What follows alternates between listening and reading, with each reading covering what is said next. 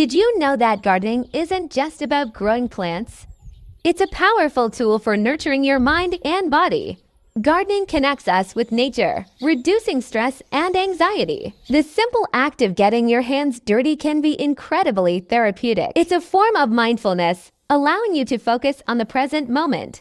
Plus, tending to your garden can boost your self-esteem as you watch your plants grow and thrive.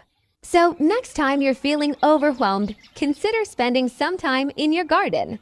It's a small step that can make a big difference in your mental well-being. Start gardening today.